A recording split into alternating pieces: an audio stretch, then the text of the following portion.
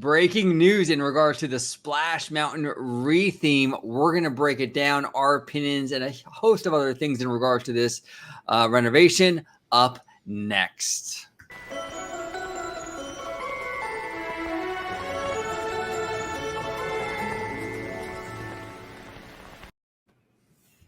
Welcome aboard to another episode of OG 55. I brought the Dr. Dre back on the show today to discuss his Princess and the Frog ReTheme. There was some news that came out of the Essence Festival today in regard to this. Before we dive into all that good stuff, though, Dre, welcome back. And if you can let everyone at home know where they can find you on social media, sir.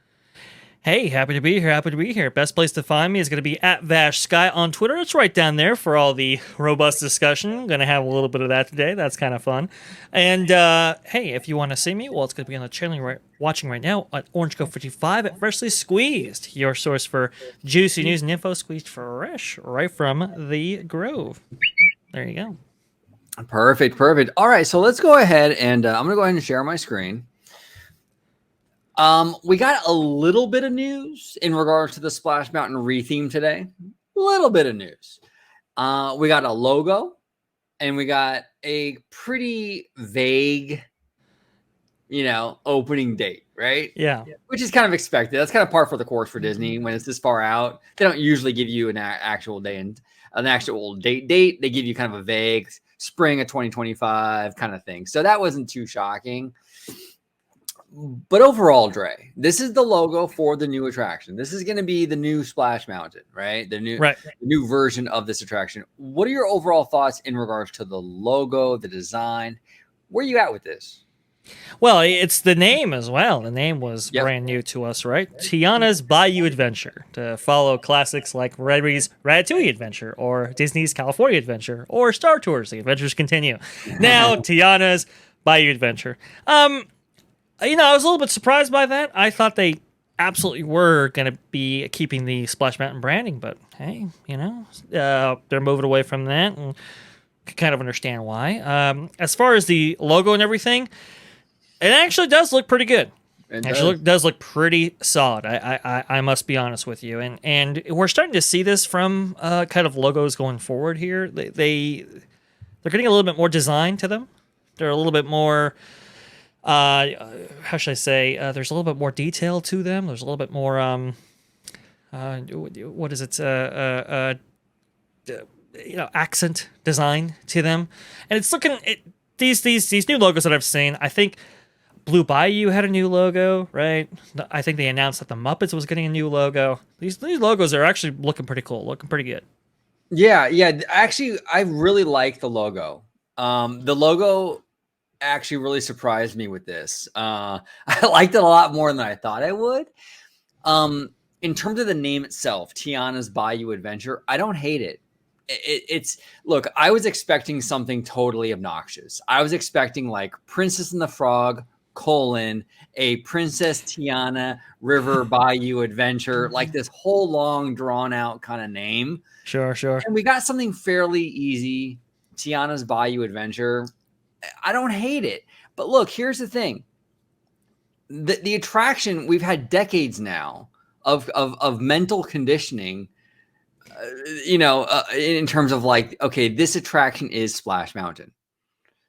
It's really going to be hard to unprogram people into accepting the fact that this is now Tiana's Bayou Adventure. And I think that's a big problem, especially since really Splash Mountain, the name, wasn't the problematic element of the attraction. Splash Mountain had nothing to do with Song of the South in the first place. So why not just keep the Splash Mountain name and just have it themed to Princess and the Frog? Now, a lot of people have mentioned that, well, they don't have mountains in New Orleans, and that's a fair point. Yeah. Point. I mean, okay, but I don't know. I think that I think it will cause a little bit of confusion. I think that people will generally just kind of fall back on either the Tiana ride or they'll just call it Splash Mountain at the end of the day. So, right, I kind of feel the same way. I mean, it's that's why I was pretty confident that they were going to leave the Splash Mountain moniker, because, like you said, it didn't really have anything to do with Song of the South. The story goes that Michael Eisner wanted, he's just coming off the success of Splash, just this movie that they were not only promoting but also was going to be successful for the studio, and he so wanted the mermaid from Splash to actually be incorporated into the attraction, and the Imagineers balked, obviously, but it was like, okay, well, can we do the name Splash Mountain? It's like, okay, let's go ahead and do that, which was a shrewd move, good move. Yes, I'll agree with you. There's really no mountains in Louisiana or I should say New Orleans, which is kind of where this is going to be grounded in, obviously. And that's a fair point. I believe on the video that they released from the research trip they recently did, they actually say that it's like there's not really any mountains here. I believe they visit like some kind of salt mine, salt cavern or so, and that kind of is like the closest facsimile to a mountain in a traditional sense. So I suppose that kind of makes sense, but like you said, OG, I mean, this name has been synonymous with this attraction for so long. Do we necessarily call? I believe you brought this up. Pixar Pal Around. No, we still call it Mickey's Fun Wheel because it's got Mickey on it. Right. Are people actually going to go along with this? I don't know. Tough to say. Hard to say, but say la vie. Here we go. It's a tough call. Like Mission Breakout, they kind of lucked out with that one. Like people have kind of like accepted that attraction and sort of embraced it. But like we mentioned on the phone earlier, the Mickey's Fun Wheel / Pixar Pal Around, not so much, So the jury's still out in terms of like, will people accept this new name? Are they going to just call it Splash Mountain? Or will they end up, embracing this new Bayou Adventure moniker? It's very fascinating. I mean, like I said, I think it could have been a lot worse. And to be fair too, I don't think necessarily a lot of the attraction names in the past have been super creative. Space Mountain, not the most creative, We have Space Mountain, Splash Mountain, Big Thunder Mountain. These aren't like super out there creative names that would just blow your mind. Right.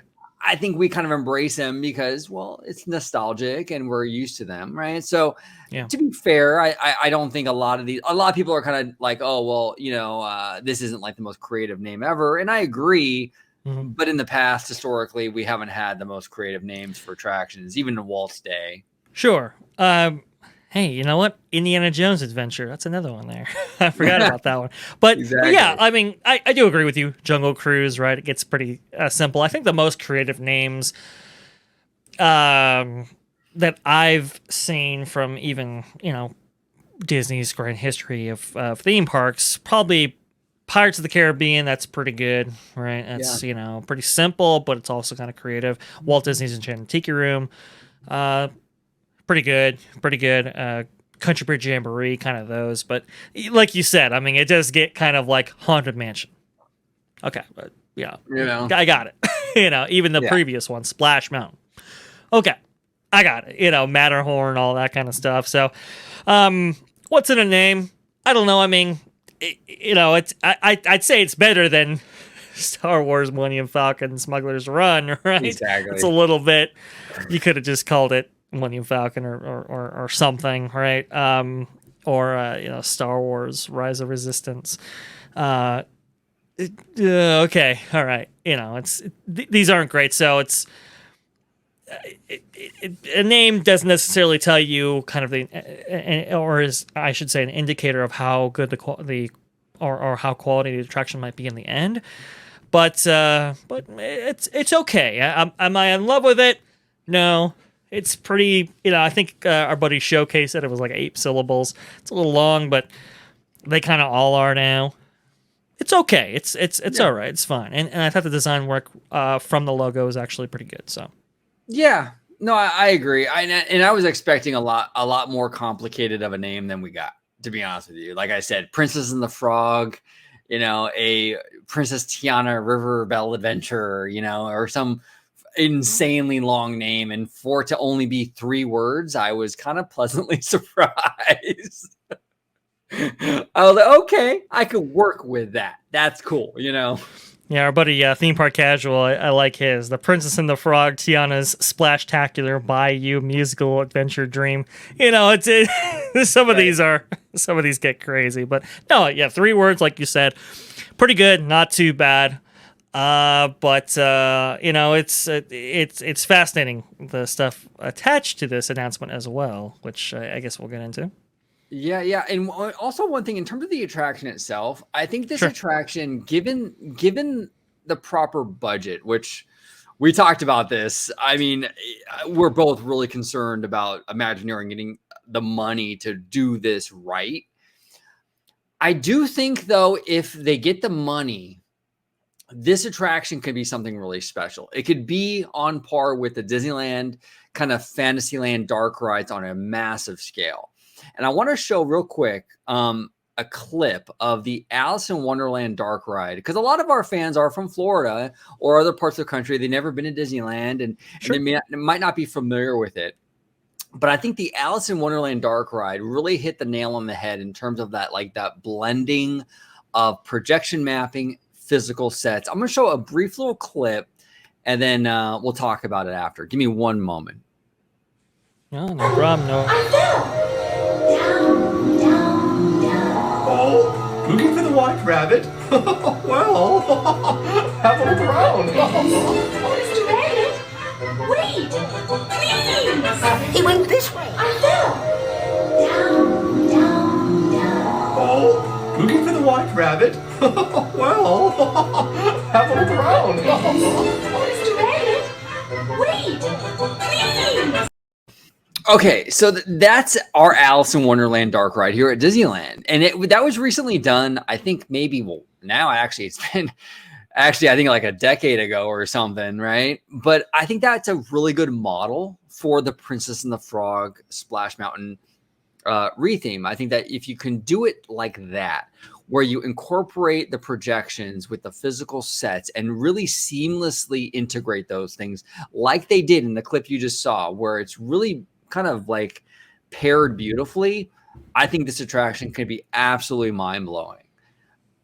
But that's the thing, that's the caveat. If they get the money to do that, if they can actually weave these things in beautifully like that, the jury's still out. But I think that's a great example of what could be done if done right. Oh, absolutely. I mean, with the amount of technology available at Walt Disney Imagineering's fingertips nowadays, it could be really, really good.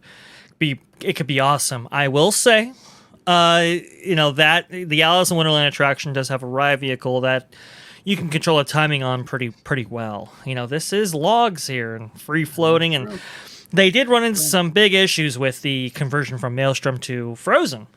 Because of that, because they were looking for particular timings that just really didn't exist on that ride, because you're kind of at the mercy of how fast the water flows, and how heavy boats are, and how long it takes to traverse the course on that particular loop and so forth. So it's it can get pretty technical, and that's why previously attractions, water attractions for Imagineering for many years were just basically kind of loops. It was just kind of, you come into a scene, you come out of a scene that's constantly looping, over and over again. So to actually have some of those like Alice scenes where they require some pretty intricate timing, it's going to be interesting to see what they actually do on that front. They obviously can, no question about it. But there are going to be limitations when you work with this kind of existing ride system that they have to contend with right here. It's going to be fascinating how they kind of navigate those things. I know Tom Fitzgerald did the pretty much ran herd on the redo of Alice in Wonderland all those years ago. Did a particularly fascinating job there. I know he just recently worked on Guardians of the Galaxy Cosmic Rewind over there in Florida. It'd be cool if they can tap him on the shoulder and say, hey, help us out here. That'd be really cool. Absolutely. All right, let's dive into some viewer comments. Is that what you're calling them? Okay. That's what we're calling them. We're calling Cool. them viewer comments. Okay, so I'll go ahead and share your screen, and we're going to discuss this. We're going to discuss this. Oh, yeah. Right. Okay. All right. So let's go ahead and maybe it's on your screen. Let's go ahead. I'll let you go ahead and read it, and I guess go read all of Tyler's. I guess his whole he's got like a whole thread kind of. He tagged us on it. He did. I can read it real fast. Don't worry about it. He tags us all in it, and he says, I've commented on your videos with this before, but Princess and the Frog retheme of Splash Mountain is definitely happening.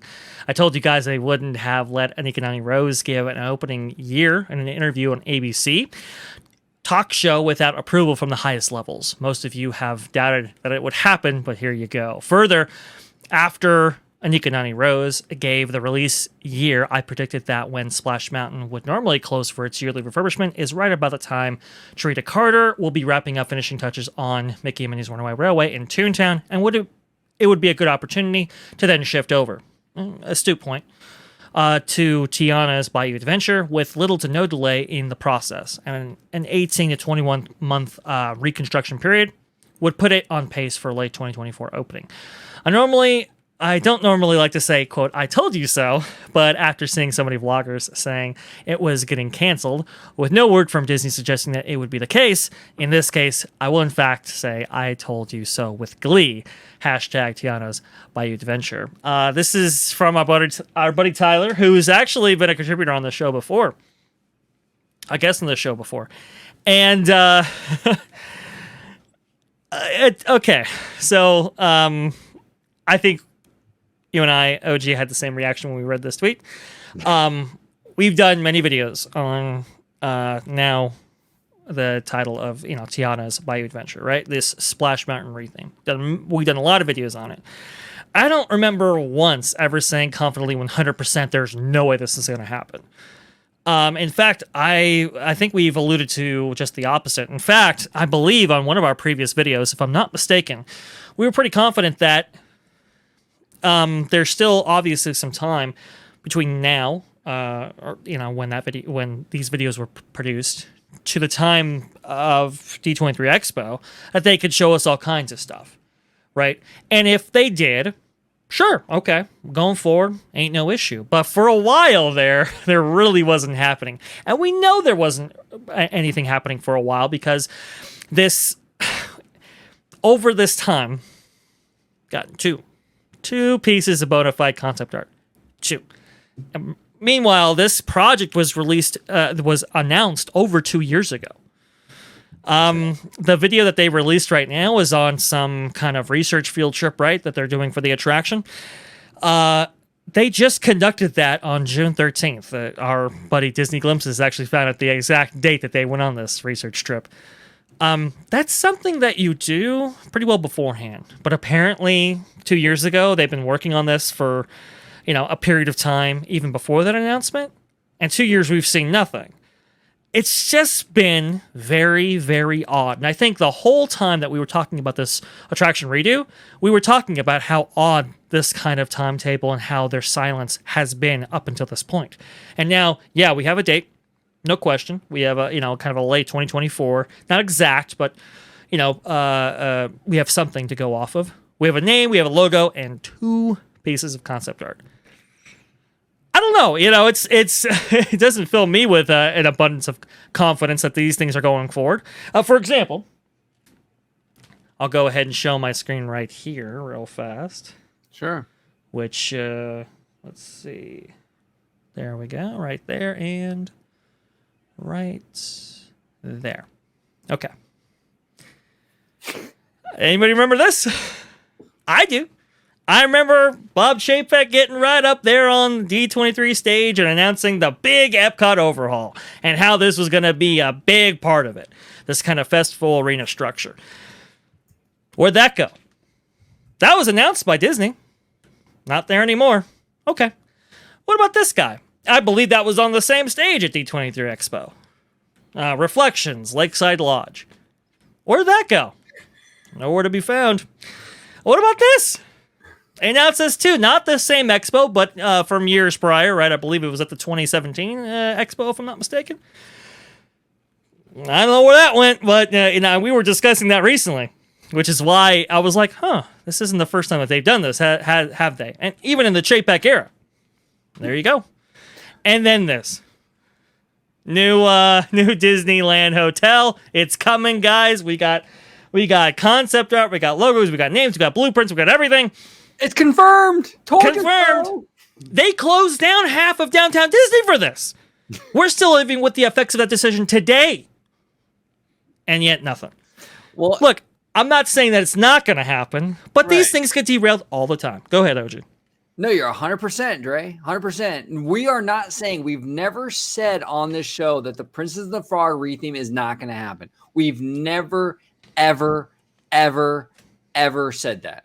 What we've said is that in our last video, and I'll link it at the end of this video, what we said was if we don't hear anything new about this attraction by the time D23 ends, then it's dead. Okay, then it's dead. If we don't hear anything by the end of D23, it's dead. That's what we said in the video I think even now, a few months ago, if I'm not mistaken. It was a little while since we did that Tiana Splash Mountain video, but that's what we've always stood by. We've never confirmed or definitively said, hey, this project is dead. Now, I know, Tyler, you tagged Fresh Baked on that video too, and I can't speak for Fresh Baked. I don't watch every video Fresh Baked does. I love Fresh Baked, and I love Dave. I think he's fantastic, but I can't speak for him, but I can speak for us. And I know we've never confirmed that the attraction has been canceled. So, along with what Dre is saying, I don't know where you're getting that from. We had our doubts, absolutely, but we've never said that it was canceled. And look, if you want to art and press releases mean nothing, Tyler. They mean nothing. This was from Disney Magazine. Disney Magazine saying Disneyland extending the magic, a new resort for California, and a whole spread about Westcott. Did that ever happen? Just because Disney comes out with official artwork and officially announces stuff doesn't mean it's going to happen for sure. Now, could the Tiana ReTheme happen for Splash Mountain? Yes, absolutely. Will it happen? Probably. But the tweet when you were coming at us like, oh, well, see, there's a name. It's confirmed now, I guess. Yeah. Well, not really, bro. Not really. We've seen this over and over and over. Dre gave you 4 or 5 examples. I'm giving you another one with Westcott. Just because they give us artwork and a name and some sort of official kind of announcement or release doesn't mean it's for sure. So that's what I'm saying. Just because you see this doesn't mean it's happening for sure. So even though we're getting what we're getting today, doesn't mean it's going to happen for sure. Now, is it likely going to happen? Probably, because this particular ReTheme is a little different than Westcott or a lot of the other projects, because Disney has sort of tied this into a social issue. Right. So it would piss off a lot of people if it didn't happen at this point. But we've never, ever, ever said, Tyler, that it wasn't happening. We've never, ever, ever said that. We've had our doubts. 2 years, not a lot of information. And we said that if D23 comes and goes with no information, then it's probably dead. But we've never confirmed that it was dead. Ever, not one. No, never. It's always, I think for us, it's always been kind of up in the air a little bit. Yeah. It's it could happen. It's probably going to happen. But I don't know. There are kind of, it's a very tumultuous time for the company. We're seeing projects kind of come on again, off again, all that kind of stuff all the time, especially right now. This has been the most volatile time, I think, I've been doing this for 15 years. This has been the most volatile time in terms of projects and execution and all that kind of stuff that I can think of. So, I don't think we were ever definitively saying one way or another. We were just saying, hey, it's just a little bit weird because of that long period of silence. We weren't the only ones saying that. It was well, maybe this isn't going to happen. And a lot of people were saying it, as Tyler astutely pointed out. But, look, it looks like it's happening. And look, and I'm not looking for it not to happen. my feeling on it is I mean, I've said this before. I think Splash Mountain does need an overhaul of some kind, right?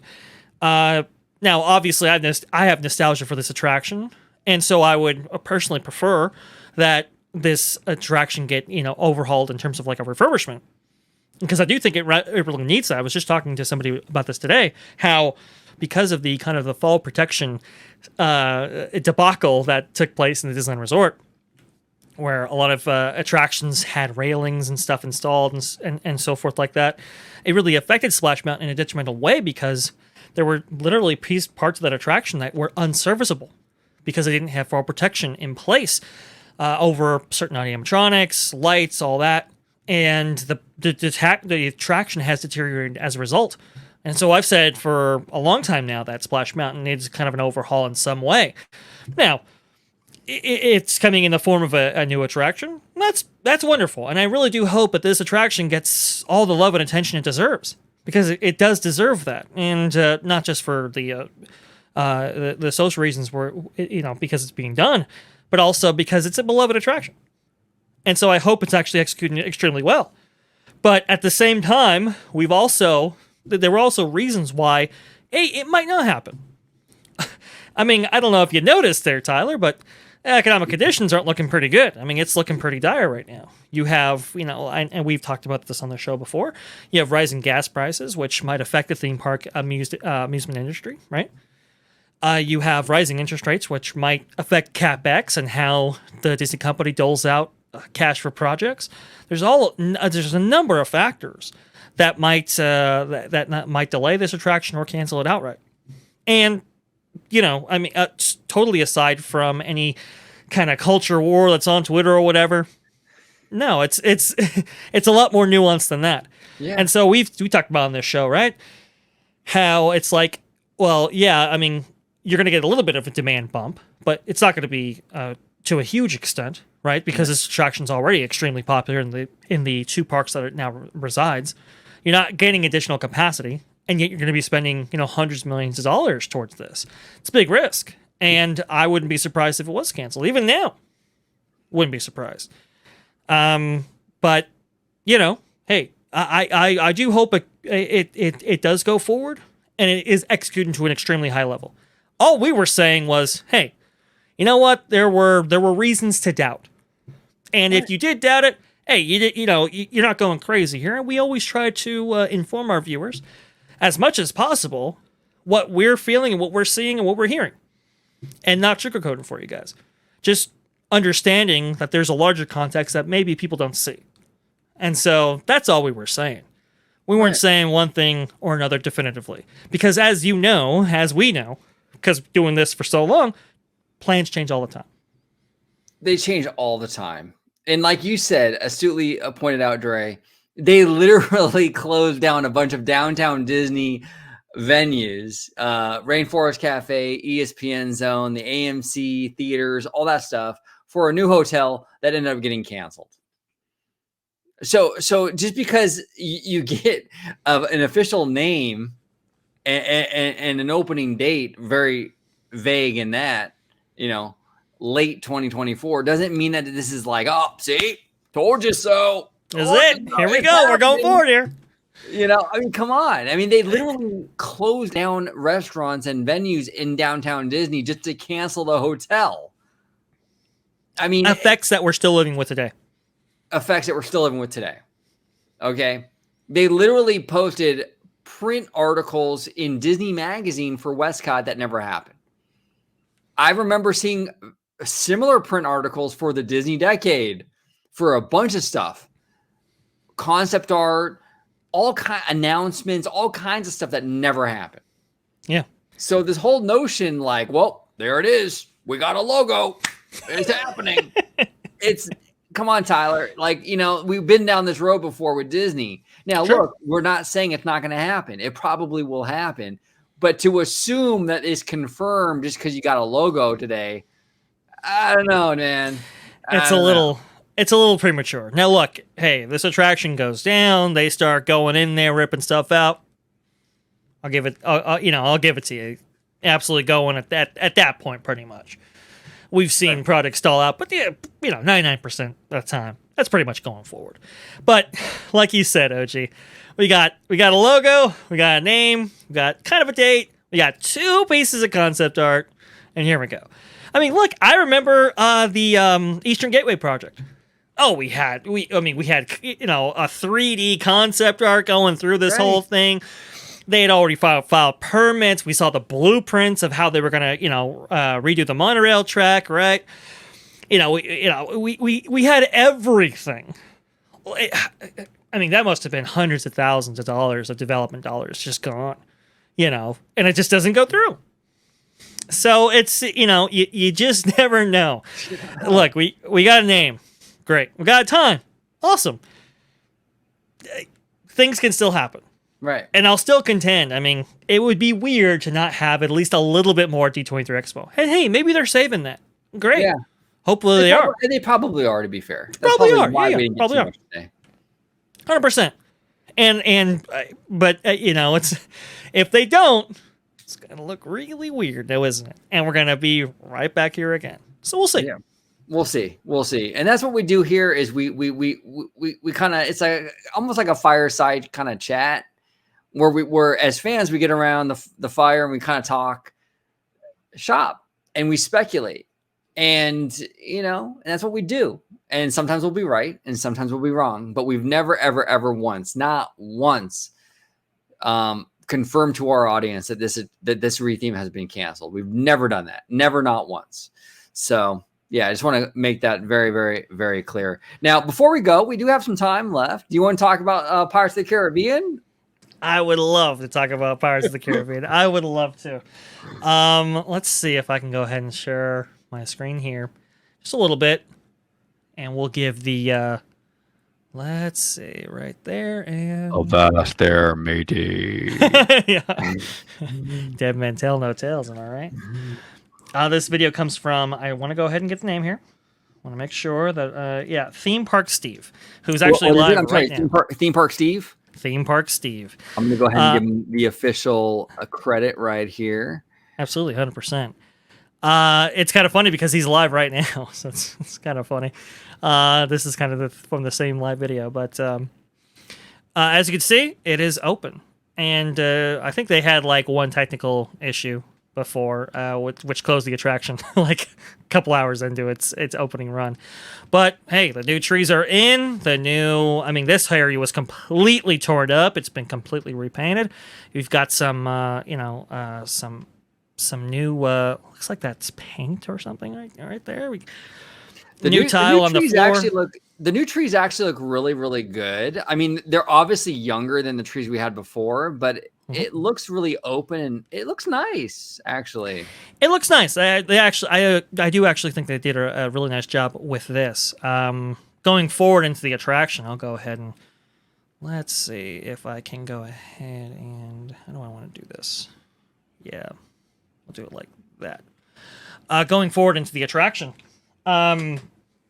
Couple of things. They did not add Lightning Lane, which is good because that was really kind of a controversial thing that was being mumbled throughout the community, which would have really hurt Disneyland, I think, in the long run. This queue, I was looking at how they were managing it. It looks better managed than they've ever had before. Now that they've kind of redesigned a lot of New Orleans Square. So that is very, very good. Looks like it's still the people mover that it always was. And also, too, I just wanted to say, because I know we had alluded to this in previous videos, Jack Sparrow, still there. Still there. They didn't make big changes to the attraction. It didn't from what I can see. Looks like they've redone a little bit of the audio. They really redid the lighting, which was kind of becoming an issue in some of those segments, especially in the cavern scenes and so forth. All the audio animatronics look to be there and in place and moving very, very well. The Burning Town scene is the best that I've seen it in quite some time with all those AAs in there. Looks good. Looks great. It does. It looks really, really good. And this is one of those, look, Pirates of the Caribbean is like it's quintessential Disneyland. It's like the railroad. You know, this is like such just an icon of the park, and I absolutely love anytime I see Disney pouring love into this attraction. I'm happy. I love what they did here. The queue looks fantastic. I'm glad the attraction itself got some love. I don't know really what else to really add to it other than I'm just happy to see it happening. You know, I am. I love this ride, and it's a huge attraction. I mean, it's this is quite a big deal here. It's been a Disneyland staple ever since it was open in 1967. So unbelievably popular, and the demand was so high for it after having seen it on the Wonderful World of Color, I believe it was, that Walt Disney World, had to build it immediately, right out the gate because people were clamoring for it so much. This is a big deal, and it's great to see this attraction return in this refurbished state, looking better and beautiful than ever. Obviously, they had some problems with the trees. That has now been rectified, and because of that, they had to redo that whole queue area. That was a mess, but. It looks great. Congratulations, Disney. This one looked good. Yeah. And from what I understand, Johnny Depp is still in the attraction. So, but there's no Amber Heard. That's interesting. Yeah. No, it didn't get the Amber Heard treatment, unfortunately. The Pirates' quarters, the sheets are just nice and clean there. That's all I'll say. But look, I it's and this is the larger point here too. I want to say, it's nice to see some CapEx go back into the parks, and I wanted to go ahead and leave it off with this. Now that we have, I don't know if I made this point 100% clear in yesterday's video, but I wanted to go ahead and reiterate here that now with JPEG obviously extended for 3 years, there has been some rumblings in many places now that the attention might switch over to the parks from the studio. That there might be a little bit of a prioritization shift, which is good. Go ahead. Which is good. And not to cut you off, but that rumor, I believe, started with our friend Braden, right? From Mickey Views? Yes. Yeah. But I saw some of the other trades actually putting out that rumor as well. Which, if that is the case, and we're kind of seeing the fruits of that a little bit. I mean, look at Finding Nemo Submarine Voyage. A lot of people felt that wasn't going to be back, at all. And yet, it was given a little bit of a refurbishment itself. Obviously, Pirates of the Caribbean was heavily refurbed. Nolan Square was, heavily redone and so forth. So it does look like there's a little bit of CapEx going back into the parks now. But from what I understand, JPEG, he might be looking at the spreadsheet and going, hey, look, listen, we have a money suck in Disney in Disney Plus, right? It will make us money, obviously, and we still have to keep up on that front. But it's not making us money maybe now. So could we take maybe, some of those dollars that we've allocated towards content production and put it back into what is making us money now, which is the theme parks? I think that is good. I think a little bit more balanced approach in terms of that would be beneficial to everybody. Well, yeah. And yeah, it would. My only fear, though, is it's kind of two things, right? Like, for example, when Walt Disney first built Disneyland, it was also kind of a money pit. It wasn't making money. He poured all this money into it without much return right away, right? But it was sort of like the seed planting for the future, right? Eventually it'll make us money. And that's kind of how I see Disney Plus. Is it making money right now? No. And it's obviously not going to make the money that the parks are making right now, because the parks are very much a matured industry. They've been there for 60 plus years. You know what I'm saying?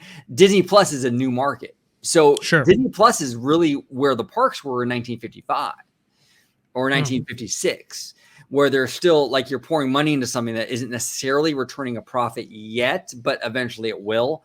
So my only fear is I hope JPEG understands that we're like, don't completely dismiss Disney Plus because it's not making the money right now, because it is definitely the future. you still want to invest and plant those seeds and help and nurture it so it grows, just like they did with the parks in the 50s. Oh yeah, and that is absolutely going forward. We heard Christine Wastelands McCarthy talk about how they were spending. They've already spent tens of billions of dollars on content. Their kind of content production distribution capabilities, which is kind of vague, but I believe it goes into not just obviously server capacity and theater space and just all kinds of stuff, but they've already spent money with the intent of increasing that growth, increasing that segment, and increasing content output, right? So a lot of that infrastructure has been laid. I think now it might be, obviously they're going to have to be competitive on that front. They're a studio first, no question. Absolutely, 100%. But it is one of those things where it's like, the studio, the parks are making us money. Yeah.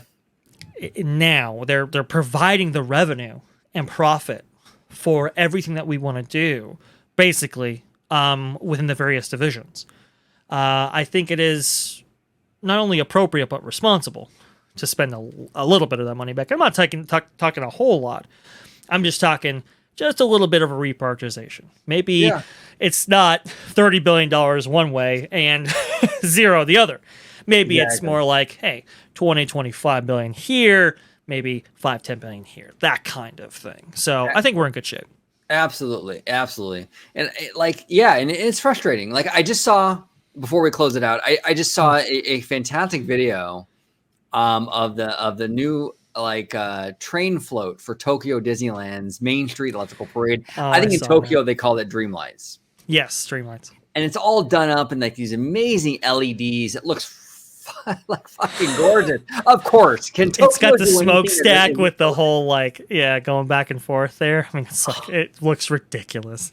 It's ridiculous. Tokyo shows over and over again how perfect they are, and we're always so jealous. But it's like it's frustrating as fans of Disney or fans of theme parks, where it's like, okay, so we have executives like Bob Iger spending $70 billion for the X-Men and the Simpsons on Disney Plus, but yet we can't get an upgrade on the Main Street Electrical Parade to LEDs.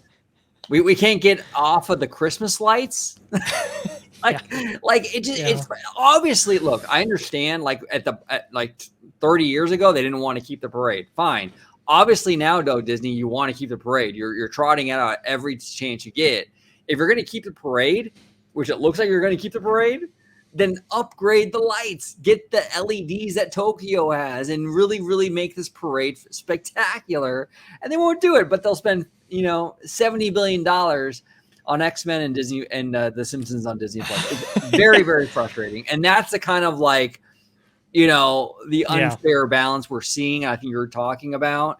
Right. Where come on, guys, they nickel and dime things on one side, and then on the other side, it's like no expense spared. This is a conversation that's that needs a little bit more of a deeper discussion, because it is a fascinating thing, right? I mean, and look, I think Tokyo, the Oriental Land Company, I mean, what are they in? They're in land holdings, but they're also in theme parks. It's not too much a juggle between the two, right? And Tokyo is just a marketing rich market. It's crazy, or a merchandise rich market. It's insane. So it's a little bit different of a valuation, but it's one of these things that the company is so big. Right. It's their attention spans are spread out between all these different divisions and so forth. I like to think of it like Royal Caribbean, right? All they do is cruise lines. And as a result, they've really kind of innovated in that space, because that's their primary focus. Similar to like Marriott, right? All they do is, hotels, guest accommodations, all that kind of stuff. And they've innovated in that space, and that's where their focus is, and they execute at a very high level as a result.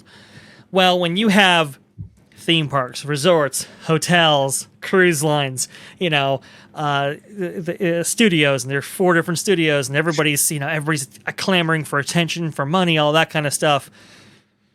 sometimes you get what you get, and it really is unfortunate, and hopefully they can, like I said, like you said, right? Can we get a little bit of Dreamlights, Come on. And it's just to talk about how expensive these things are, really, and how $70 billion is insane. It took anywhere between $5 to $8 billion to build all of Shanghai Disneyland back in 2016. With all the cost overruns, all that kind of stuff, $5 to $8 billion. Could you imagine a portion of that $70 billion going to the parks division? It'd be insane. Oh, just a sliver, just a fucking sliver of that to do our Tomorrowland would go very, very far. Just do unbelievable. $1 billion for our Tomorrowland. We'd have an incredible. It'd be world class. Yeah, so it'd be world class. Yeah, and we can go on for a long time with that, and there is a lot to discuss about that. Maybe we will. Maybe we'll do another video on that because there's a lot to discuss there. Tokyo is a massive sort of like inspiration, I think, or kind of like what our park should strive for. Right. They get it right so often. Have you seen the photo? Not always. Their Fantasmic was kind of booty cheek, Yeah, right. Well, look, have you seen the new fantasy area that they're building in Tokyo Disney Seas? It looks absolutely incredible. So, hey, look, sometimes they get it right. Well, I'm sorry, sometimes they get it wrong, I should say, but a lot more times than often they get it really, really right. So maybe we should get into that. Yeah, we will definitely do that one day. Absolutely. Dre, I thank you so much, brother, for coming on again today talking about Tiana's Bayou Adventure and Pirates of the Caribbean and all this good stuff. I do appreciate you, sir. If you can let everyone at home know where they can find you on social media. Hey, best place to find me, interact with me, and tag me, it looks like, is going to be at VashSky. It's right down here. And by the way, we were kind of hard on Tyler. We love the feedback. We actually do. Yes. And if we could set the record straight and provide some context for some of the content that we produce or what we're talking about, so be it. So that's great. And if you want to see me, well, it's going to be on the channel you're watching right now at Orange Grove 55 at Freshly Squeezed, your source for juicy news and info squeezed fresh right from the Grove. Perfect. And yeah, I want to reiterate that. I mean, well, we addressed Tyler's criticisms or whatever today, but Tyler's a friend of the channel and he watches our channel and he supports the channel and we appreciate him.